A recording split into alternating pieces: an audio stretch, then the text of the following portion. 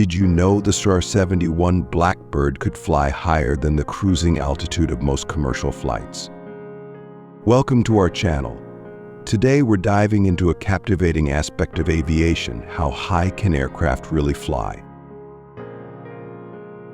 Aircraft altitude is a fascinating topic that encompasses a range of flight types, from commercial airliners to advanced military and space vehicles. Most commercial airliners, such as the Boeing 747, typically cruise between 30,000 and 40,000 feet, which is optimal for fuel efficiency and passenger comfort. Private jets, like the Gulfstream G650, can soar even higher, reaching altitudes up to 51,000 feet. In contrast, military aircraft push the boundaries of altitude capabilities. The SR-71 Blackbird, a reconnaissance aircraft, famously flew at approximately 85,000 feet, making it one of the highest flying jets ever built.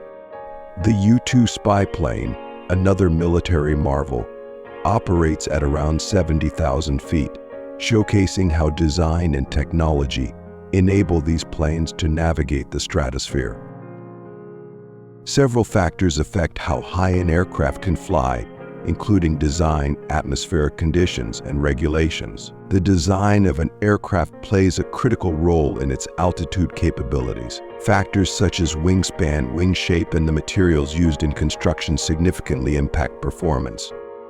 Lightweight aerodynamic materials allow aircraft to operate efficiently at high altitudes where air density is lower. Additionally, atmospheric conditions like temperature and air pressure affect lift and engine performance. Generally, as altitude increases, temperature decreases, which can complicate engine operation and require advanced technology to maintain efficiency. Furthermore, air traffic regulations impose altitude limits to ensure the safety and separation of aircraft in the sky, which is crucial for commercial aviation.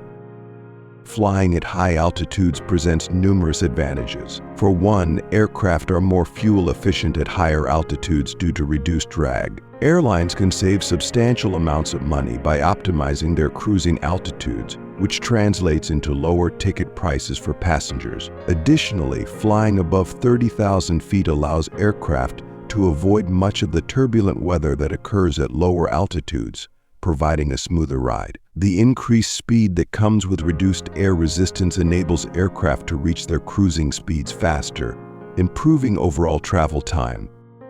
However, flying at such high altitudes is not without limitations. For instance, as altitude increases, oxygen levels decrease, which can pose risks for crew and passengers. Above 12,000 feet, supplemental oxygen is often required, and commercial airliners must maintain pressurized cabins to ensure passenger safety and comfort. Engine performance can also suffer at extreme altitudes as the lower air density can hinder engine efficiency. Safety concerns, including the risks of hypoxia and decompression sickness, become more pronounced as altitude increases, necessitating careful monitoring and adherence to regulations.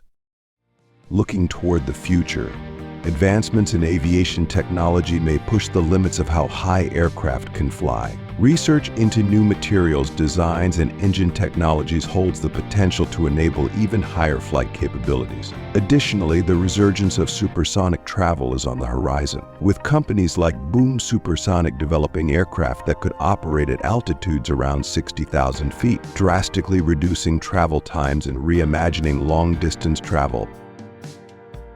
The altitude capabilities of various aircraft highlight not only the remarkable advancements in aerospace technology, but also the interplay of engineering, environmental factors, and regulatory measures.